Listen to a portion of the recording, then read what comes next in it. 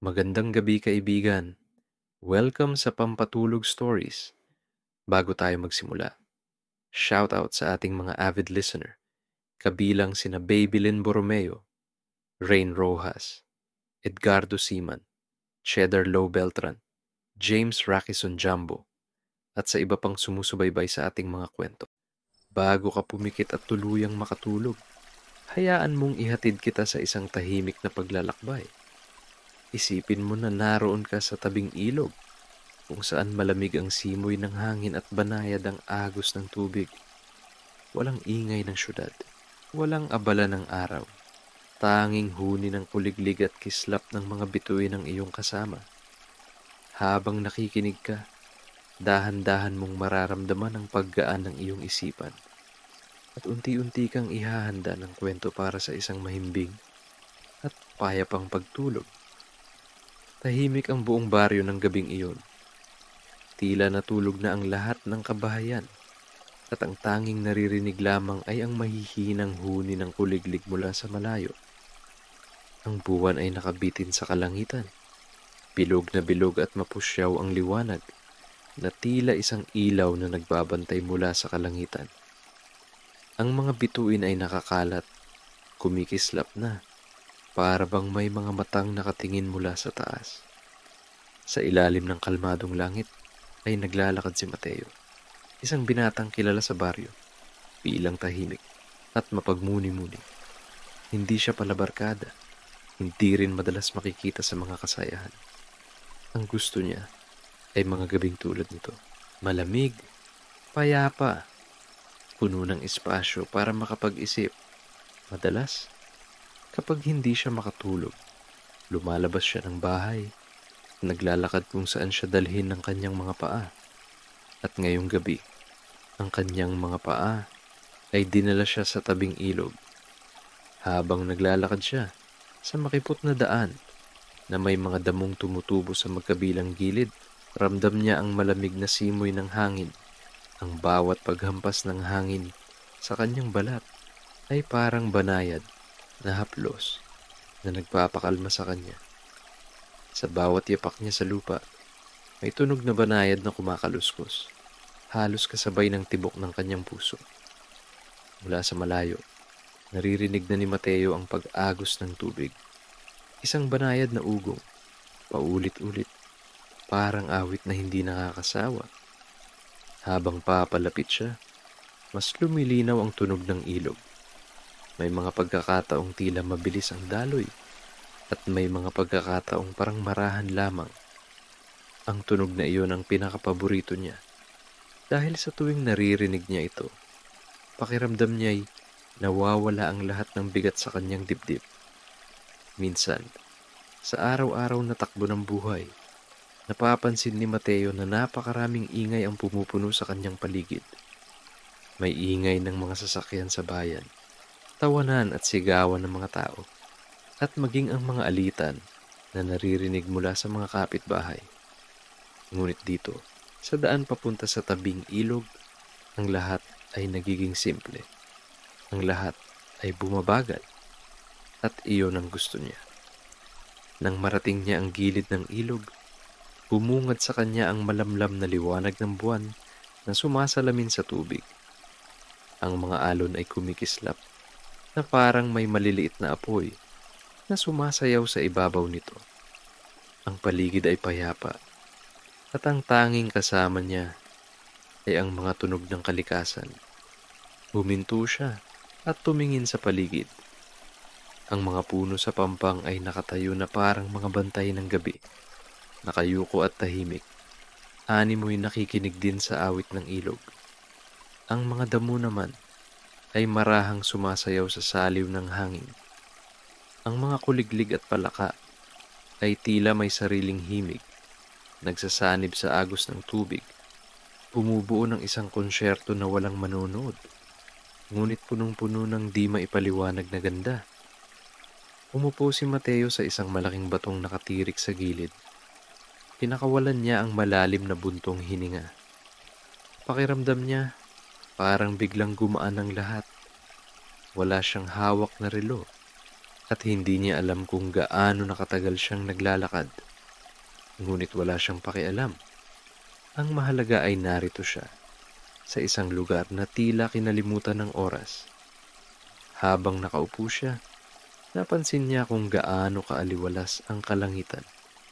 Sa bawat kislap ng bituin, may kakaibang aliw na dumadaloy sa kanyang dibdib. Naalala niya ang mga kwento ng kanyang lola noon, na bawat bituin daw ay isang panalangin, at bawat panalangin ay nagiging liwanag sa madilim na gabi. Ngumiti siya ng banayad, iniisip kung gaano karaming tao ang sabay-sabay na tumitingala sa kalangitan sa iba't ibang bahagi ng mundo. Sa katahimikan, may mga alaala ring dumarating.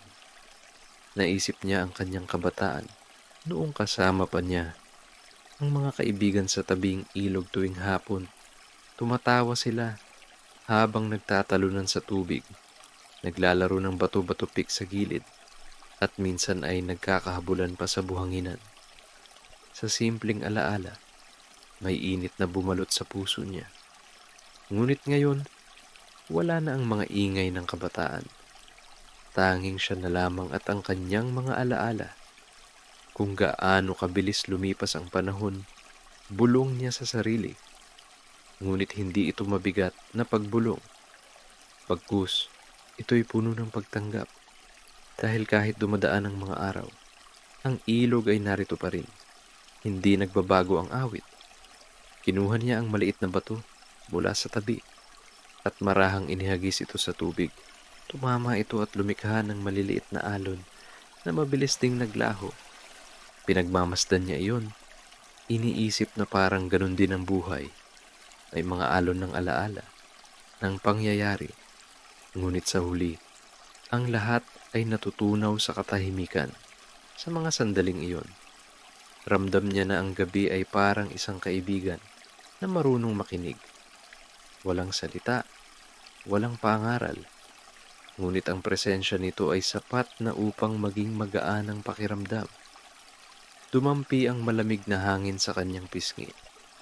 Tila may bulong itong dala, ngunit hindi niya kailangang maintindihan. Sapat nang naramdaman niya ito. Sa ilalim ng buwan, kasama ng ilog at ng mga bituin, naramdaman ni Mateo na hindi siya kailanman nag-iisa. At doon, nagsimula ang kanyang paglalakbay. Sa hating gabi sa tabing ilog, isang paglalakbay hindi ng mga paa, kundi ng kaluluwa, patungo sa mas tahimik at mas malalim na kapayapaan. Nananatiling nakaupo si Mateo sa malaking batong inuupuan niya.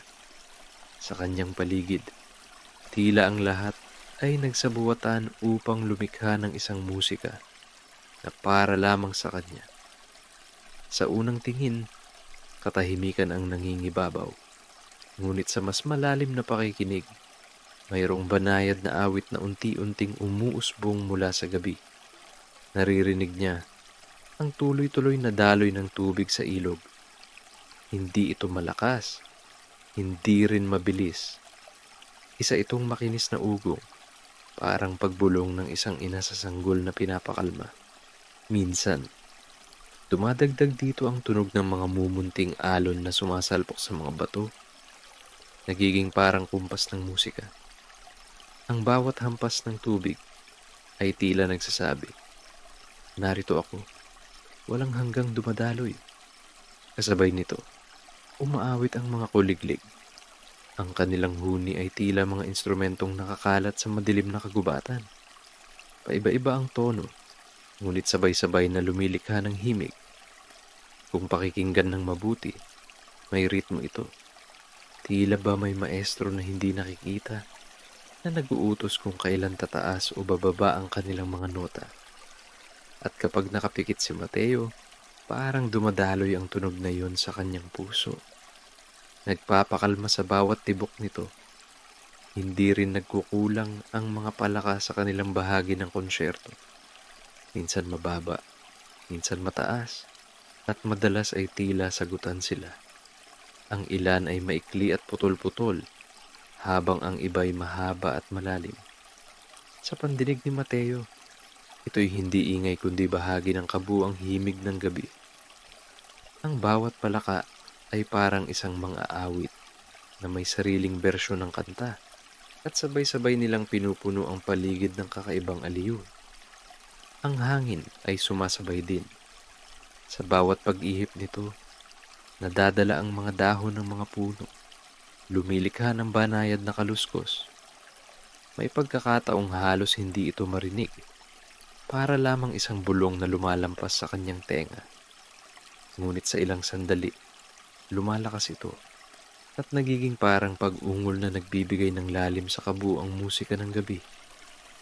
Habang pinakikinggan ni Mateo ang lahat ng ito, napagtanto niyang hindi lamang ito basta mga tunog. Ito'y tila mga piraso ng isang awit, isang awit ng kalikasan na matagal nang umiiral bago pa siya ipinanganak at magpapatuloy kahit wala na siya. Isang awit na walang titulo, walang liriko, ngunit puno ng damdamin at kahulugan. Napatingala siya sa kalangitan. Ang mga bituin ay patuloy na kumikislap.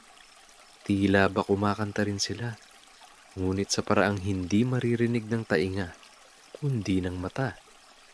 Ang kanilang liwanag ay parang mga nota na kumakalat sa kalawakan, nagbibigay ng kakaibang ningning sa awit ng gabi.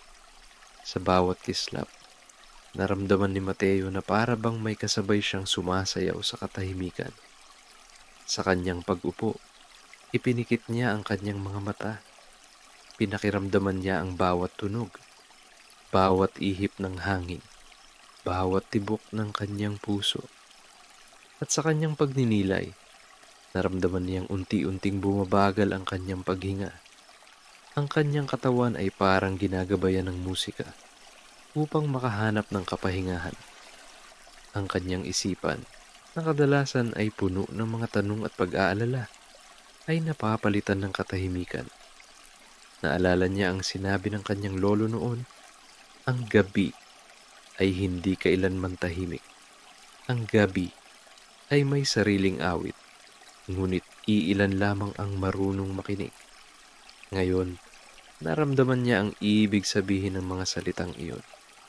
Totoo nga, ang gabi ay may musika. Isang musika na hindi kailanman mapapantayan ng kahit anong tugtugin ng tao. Sa di kalayuan, nakarinig siya ng paglipad ng ibon. Isang biglaang lagaslas ng pakpak na kumawala mula sa isang sanga. Hindi niya alam kung anong uri ng ibon iyon. Ngunit ang tunog nito ay mabilis ding nawala, napalitan ng dating himig ng gabi. Ang biglang ingay na iyon ay parang isang maikling solo sa mahabang awit, isang paalala na ang lahat ng bagay ay bahagi ng mas malawak na himig. Napangiti si Mateo at marahang sumandal sa malamig na bato. Ang kanyang mga mata ay muling bumukas at tumitig siya sa agos ng tubig. Parang sumasayaw ang mga alon sa liwanag ng buwan at ang bawat kislap ay tila sumasabay sa ritmo ng kuliglig at palaka. Ang tanawin ay napakasimple, ngunit sa mga sandaling iyon, ito'y naging isang obra maestra. Habang tumatagal ang kanyang pakikinig, napansin niyang parang bumagal ang oras. Parang ang bawat segundo ay umaabot ng ilang minuto at hindi siya nababahala. Bagkus, naramdaman niya na ang pagbagal na iyon ay isang paanyaya. Paanyaya ng gabi na manatili, makinig, at hayaan ang sarili na yakapin ng himig ng kalikasan. Dahan-dahang ipinikit muli ni Mateo ang kanyang mga mata. Habang nakikinig, tila ang kanyang pag-iisip ay naglalakbay sa ibang lugar. Isang lugar na walang problema, walang tanong, at walang takot. Isang lugar na ang tanging naririnig ay ang awit ng gabi. At sa loob-loob niya, alam niyang iyon ang kanyang hinahanap. Hindi niya kailangan ng malalakas na ingay o ng magagarang aliw. Ang kailangan lang niya ay ang payapang awit ng hating gabi sa tabing ilog. Nakatanaw si Mateo sa ilog. Ang agos nito ay tila walang katapusan.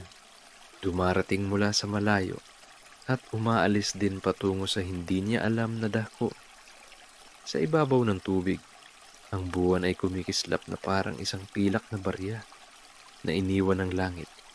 Ang bawat pag-alon ay bahagyang gumagalaw sa refleksyon. Tila ba may sariling buhay ang liwanag na iyon.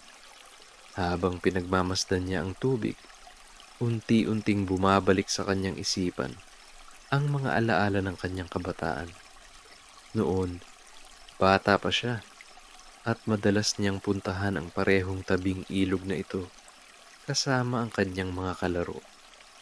Tuwing hapon, pagkatapos ng klase, nagtatakbuhan sila papunta rito. Walang iniintindi kundi ang kasiyahan ng paglalaro. Naalala niya kung paanong lagi siyang unang tumatalon sa tubig, sabik na magtampisaw. Ang malamig na ilog ay parang yumayakap sa kanilang murang katawan at ang kanilang mga tawa ay umaaling-awngaw sa paligid. May mga pagkakataon pa na nagdadala sila ng maliliit na bangka na gawa sa dahon ng saging.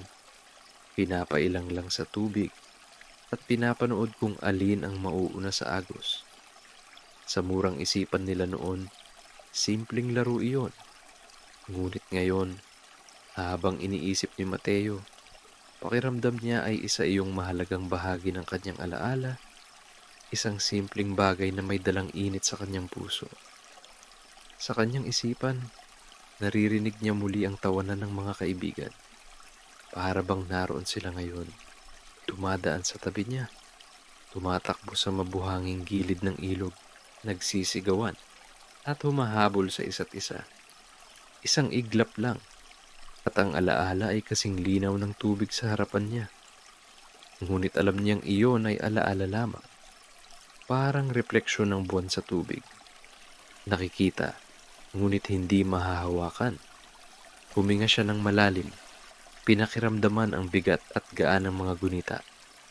Hindi mabigat ang alaala. Bagkus, ito'y parang banayad na hangin na dumadaan lamang. Ang pagkakaiba lamang ay may bahid itong init na nagmumula sa puso. Isang init na nagpapalala na minsan siya ay naging bata. Minsan siya ay tumawa ng walang iniintindi. At minsan, siya ay naging bahagi ng masayang ingay sa tabing ilog. Ngayon, tahimik na siya. Ang kanyang mga kaibigan ay may kanya-kanya ng buhay. May ilan nang nasa malalayong bayan, may ilan nang may pamilya, at may ilan ding matagal nang hindi niya nakikita. Ang mga hapon ng kanilang pagkabata ay parang usok na naglaho sa hangin. Ngunit habang nakatingin siya sa ilog, pakiramdam niya ay hindi naman tuluyang nawala ang lahat. Naroon pa rin ang bakas, ang tubig, ang mga bato, ang mga puno sa paligid. Lahat ng ito ay mga saksi sa kanilang kasiyahan noon. Napansin niya na sa bawat pagdaloy ng tubig ay kasamang mga maliliit na dahon na nadadala ng agos. Pinagmamasdan niya iyon. Parang mga alaala rin. Pulong niya sa sarili. Dinadala ng oras, dinadala ng pagkakataon, at kalaunan ay napapadpad kung saan. Hindi mo na sila mahahawakan, ngunit alam mong dumaan sila sa iyo. Sa ilalim ng ilaw ng buwan, nagmumuni-muni si Mateo. Sa kanyang puso, naramdaman niya ang isang kakaibang ginhawa. Oo, mabilis lumipas ang panahon. Oo, hindi na niya mababalikan ang kanyang kabataan. Ngunit natutunan niyang ang mga alaala ay hindi para balikan, kundi para damhin. Parang malamig na simoy ng hangin. Hindi mo ito mahahawakan, ngunit nararamdaman mo sa balat. At iyon ay sapat na. Isang banayad ng ngiti ang lumabas sa kanyang labi. Tumingala siya sa mga bituin at marahan niyang ipinikit ang kanyang mga mata. Habang ginagawa niya iyon, naramdaman niyang bumabalik ang mga alaala, hindi lang ng kanyang kabataan, kundi maging ng kanyang pamilya. Naalala niya ang kanyang ina na minsang sumama sa kanila sa tabing ilog Dala ang mga baon nilang tinapay at saging. Naalala niya ang kanyang ama na minsang nagturo sa kanya kung paano manghuli ng isda gamit ang maliit na lambat. Ang mga alaalang iyon, parang mga bituin din, nakakalat sa kalangitan ng kanyang isipan. Hindi lahat ay maliwanag, hindi lahat ay buo, ngunit sapat ang kanilang liwanag upang maging gabay sa kanyang landas. Habang lumilipas ang mga minuto, unti-unting napapansin ni Mateo na hindi na lamang siya basta nakaupo sa tabi ng ilog. Ang kanyang puso ay nakikisabay na rin sa agos ng tubig. Ang bawat tibok ng kanyang dibdib ay parang kasabay ng banayad na alon. At sa kanyang pakiramdam, siya ay bahagi ng lahat ng nasa paligid. Bahagi ng ilog, bahagi ng hangin, bahagi ng gabi. Sa dulo ng kanyang mga alaala, naisip niya na ang tao ay parang tubig din. Dumarating, dumadaloy, at sa huli ay nagiging bahagi ng mas malaking karagatan ng panahon. Hindi ito nakakatakot isipin. Sa halip, ito ay nagbibigay ng kapayapaan. Sapagkat kahit dumadaloy at nagbabago ang lahat, may mga bagay na nananatili, ang alaala, ang musika ng gabi, at ang katahimikan ng hating gabi sa tabing ilog. Dahan-dahang idinilat ni Mateo ang kanyang mga mata. Ang ilog ay naroon pa rin, umaagos ng walang kapaguran. Ang buwan ay patuloy na sumasalamin sa tubig, at ang mga bituin ay nagniningning na parang nakangiti sa kanya. At sa mga sandaling iyon, alam niyang natagpuan niya ang isang bagay na matagal na niyang hinahanap. Hindi sagot, hindi kayamanan, kundi isang uri ng kapayapaan na nanggagaling lamang kapag natutong pakinggan at damhin ang mga gunita ng tubig. Tahimik na tumatakbo ang oras sa tabing ilog. Ang buwan ay tila nakabitin pa rin sa kalangitan, maliwanag ngunit banayad ang liwanag, at ang mga alon ng tubig ay dahan-dahang kumikislap na para bang may lihim na pinapahiwatig. Si Mateo ay nakaupo sa kanyang paboritong bato sa gilid ng ilog, nakayapak at nakatingala sa mga kumikislap na bituin. Ramdam niya ang malamig na dampi ng hangin sa kanyang balat, at sa bawat pag-ihip nito, may dala itong mga tunog na tila mga bulong. Hindi iyon ordinaryong hangin, sapagkat parang may sinasabi ito, ngunit mahirap maunawaan. Siguro guni-guni lang ito. Bulong niya sa sarili, sabay kindat ng ngiti. Pero nang muli niyang pakinggan, parang lumilinaw ang mga bulong, mga salitang mahina, pero puno ng aliw. Magpahinga ka, bata. Huwag mong pangambahan ng gabi, sapagkat ang gabi ay kaibigan ng mga naglalakbay. Napapikit siya, pinakikiramdaman ng bawat letra ng hanging dumadaloy sa paligid. Hindi ito nakakatakot, bagkus nakakapawi ng pagod at lungkot. Para bang yakap ng isang ina o haplos ng isang kaibigang matagal nang nawala. Sa di kalayuan, dumapo ang isang maliliit na gamo-gamo sa ibabaw ng kanyang kamay. Ang kanilang mga ilaw ay kumikislap na tila tugma sa bulong ng hangin. Sa kanyang isipan, napaisip siya. Baka ang kalikasan mismo ang nakikipag-usap. Baka ang ilog, ang hangin, at ang buwan ay may sariling paraan ng pagpaparamdam ng kanilang presensya. Bigla niyang naalala ang mga kwento ng kanyang lola, na ang bawat pag-ihip ng malamig na hangin tuwing hating gabi ay tinig daw ng mga espiritu ng kalikasan. Hindi para manakot, kundi para paalalahanan ang tao na maging magaan ang kalooban.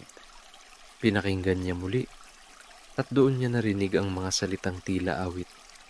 Sa gitna ng dilim, may ilaw na patnubay. Sa gitna ng katahimikan, may awit na gumagabay. Huminga siya ng malalim at napangiti. Ang bulong ng hangin ay hindi na misteryo para sa kanya, kundi parang yakap ng katahimikan. Unti-unti niyang naramdaman na parang pinapakalma ang bawat tibok ng kanyang puso. Pinapawi ang pagod ng buong maghapon. Sa kanyang isipan, bumulong siya pabalik. Salamat ilog, salamat gabi. At sa pag-usal ng mga salitang iyon, muling humaplos ang malamig na simoy ng hangin. Banayad, parang kumpirmasyon na siya'y narinig at naiintindihan. Dahan-dahan siyang nahiga sa damuhan, pinagmamasdan ng kalangitan, habang ang mga bulong ng hangin ay nagsilbing duyan na nag-aakay sa kanya patungo sa mahimbing na pahinga. Ang hating gabi sa tabing ilog ay tila humahaba, ngunit hindi nakakabagot. Ang katahimikan ay hindi nakakasakal, bagkus nakakapagpaluwag ng dibdib. Sa bawat kislap ng bituin at sa bawat pag-aalon ng tubig, may himig ng kapayapaan na parang nakabalot kay Mateo. Habang siya'y nakahiga sa damuhan, naramdaman niya ang unti-unting pagbigat ng kanyang talukap.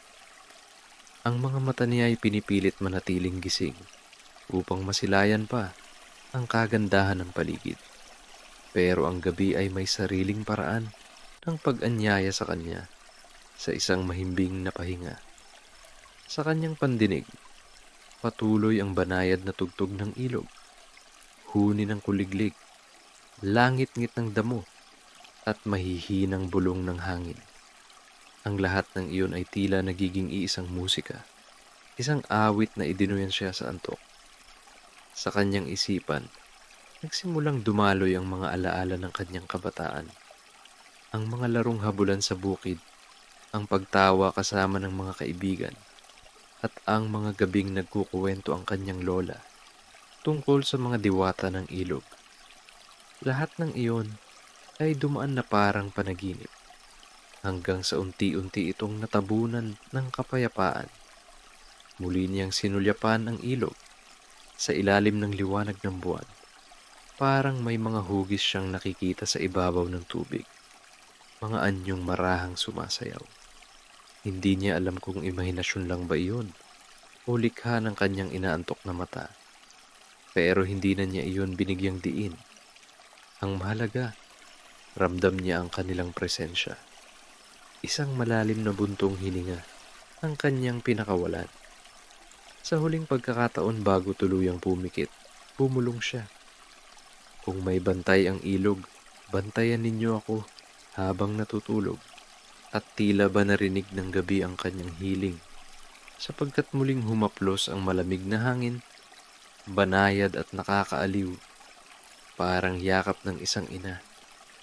Unti-unting pumikit si Mateo, at sa ilalim ng buwan at mga bituin, nahulog siya sa isang mahimbing na pagtulog.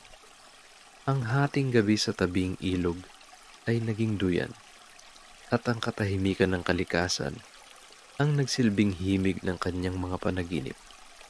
At doon, nagwakas ang kanyang paglalakbay ngayong gabi, hindi sa takot o pangamba, kundi sa mapayapang pahimlay sa ilalim ng liwanag ng buwan.